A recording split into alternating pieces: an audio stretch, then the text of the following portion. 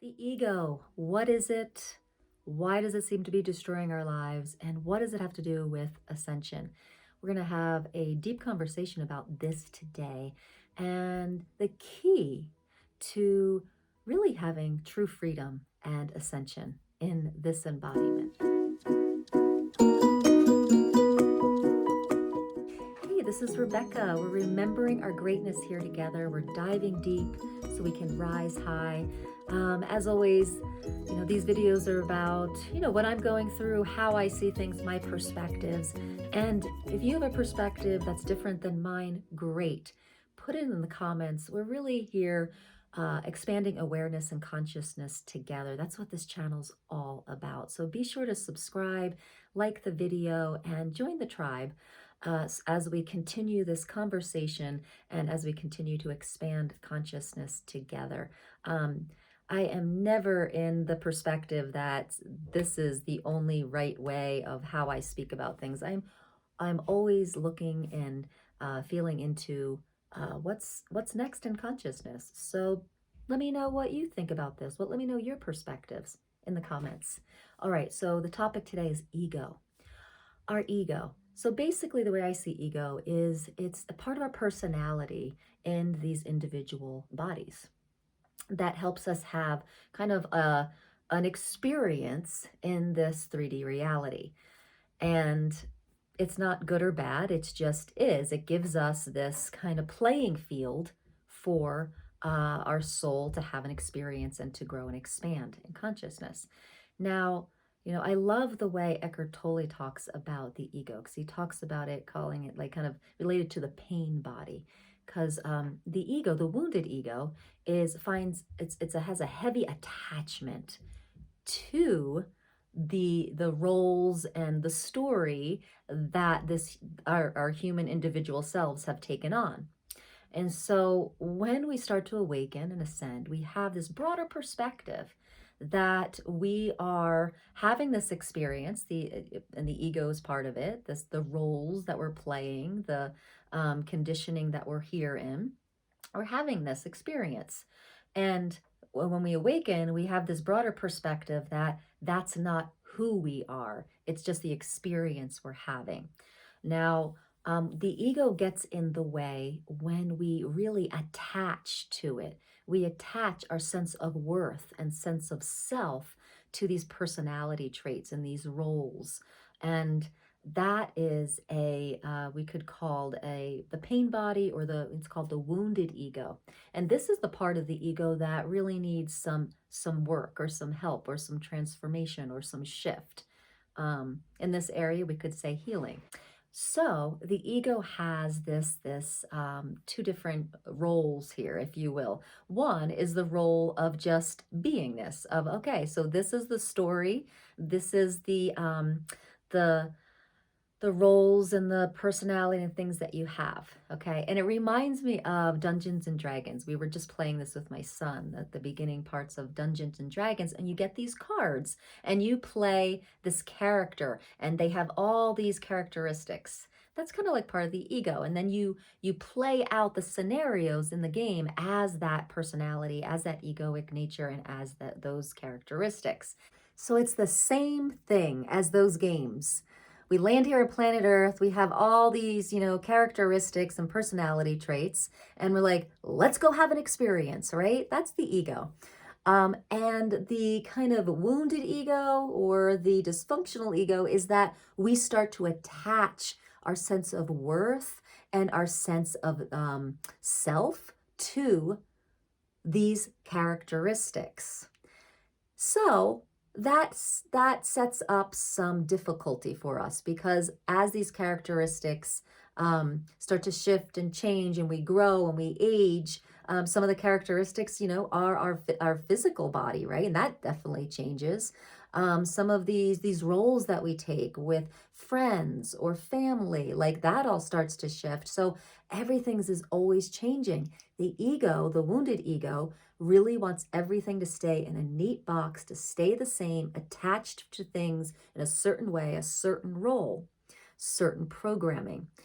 And when we're getting our self-worth and sense of self from these characteristics, that can be very unnerving when those things start to change. All right, so what do we do about that? What is the key to letting go and just having true freedom? Well, it's being our human selves, but not being of our human selves. It's having this experience, allowing this, but not attaching. So the key is detaching from all our roles, from all our definitions, from all our beliefs, from all our physical realities, and just knowing that this is the experience, but it's not who and what I am. And so each moment you have this reality of like, oh, you feel yourself really hooked in to, role as wife, okay, role as sister, for me. And if I'm really attached to that and I'm really holding on to that, that's my identity, I'm going to suffer. But every time I notice that I'm hooked into that, now we're expanding consciousness and we get to say, that's what I'm doing. Oh my gosh, look at that. That's not what I really am. I'm really an infinite being. I'm really source energy. And so it's just these power moments. That's what's going to clean up our ego, okay? Clean up the wounded ego. It's these power moments of saying, that's not what I am. I'm source energy.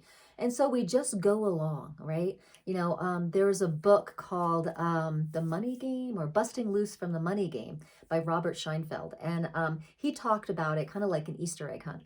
And I really love this because I love Easter egg hunts. But you go along your day, you're in the laboratory of being a human being, and all of a sudden you come up against a family member and you start feeling that little twinge or that little hooked in emotionally. You feel rubbed the wrong way, right? You feel a trigger. Okay? We've expanded our consciousness enough to know that what that feels like, and then go into being like, what's going on here? What am I attached to here? Who and what am I being here? Am I being source energy?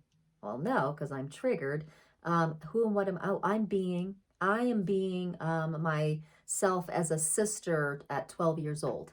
You start to get that, oh, this is old programming. This is the ego at 12 just being like, this is what you are. It's trying to really hold on to that program. And we get to unclaw, take that part of the ego and say, we are safe. We're okay. All right. We are not that anymore. And it's okay. And we're safe. This is all okay.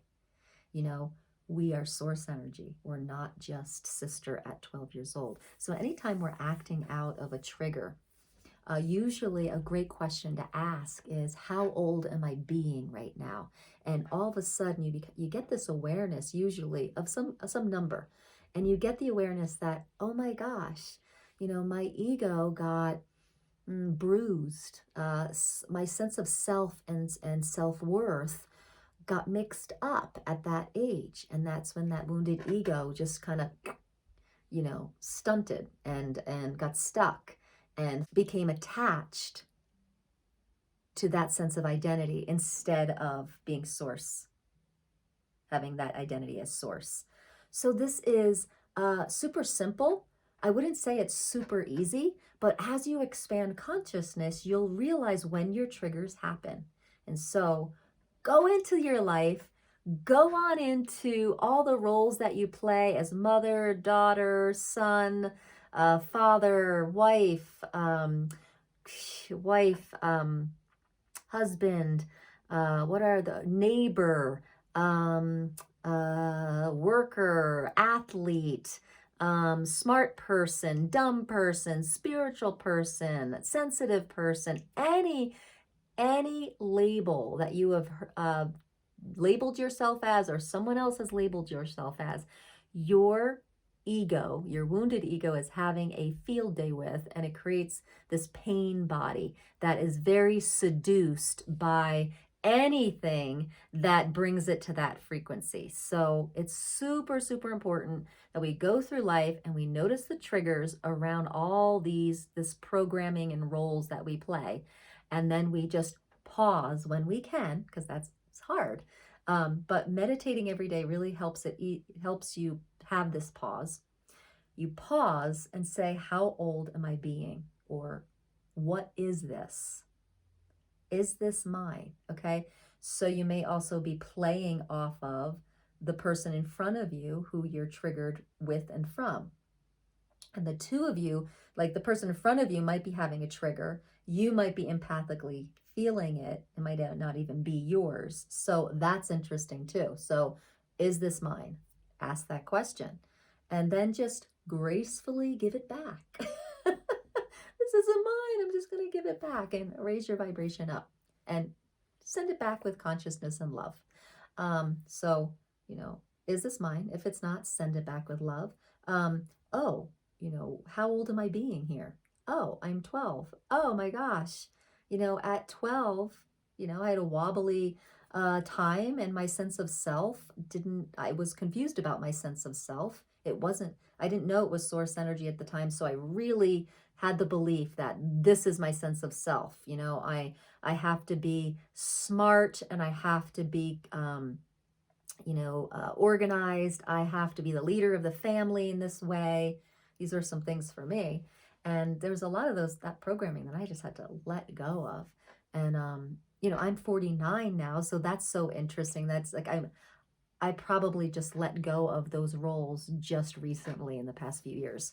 They really stick with you, those childhood things from broken families. I'm the responsible one. I'm the organized one. I'm the, the sensible one. I'm the quiet one. I'm the, you get all these characteristics, and you have been loved because of that. And then you get this false sense of self that this is who you are. And if you're not that, the ego does a lot. The wounded ego plays on that a lot. Like, if you're not this, you suck. Or if you're not this, you're not lovable on some level. So the ego really plays with this, and it can be really painful. And that's why Eckhart Tolle called it the pain body.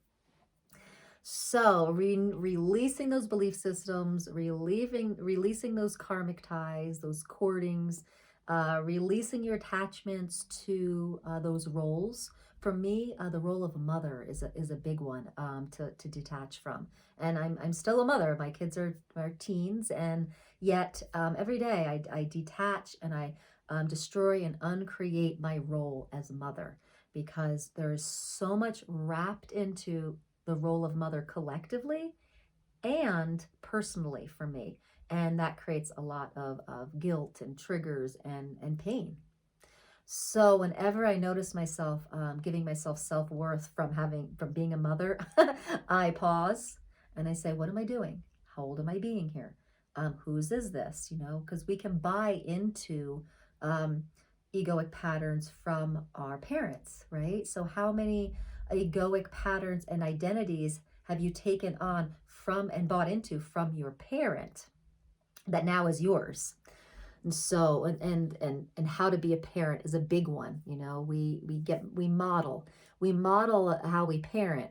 Either we model them exactly, or we model the opposite, right? Usually. So we're like, well, I didn't like being parented that way, so I'm going to do the opposite. It's still locked in, and there's not a lot of freedom there.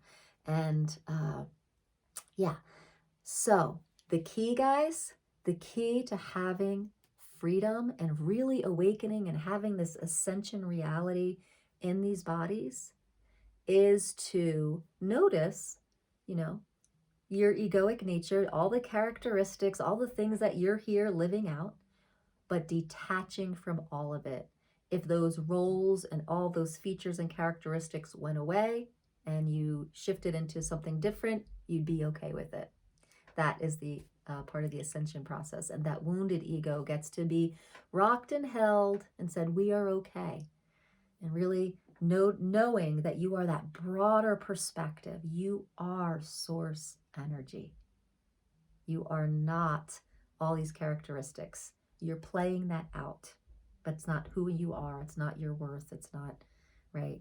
It's your connection to source, which is that broader perspective that really helps that ego, that wounded ego calm down.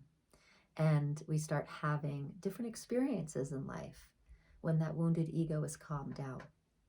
We start having more miracle moments. We start really feeling that that sense of high vibration and magic in life. So beautiful people, what do you know about the ego and how do you work through it? Okay, I really think like that moment of pause and meditation, and that moment of asking questions, right? Around, how old am I being? Whose is this? What else is possible? All right, beautiful people.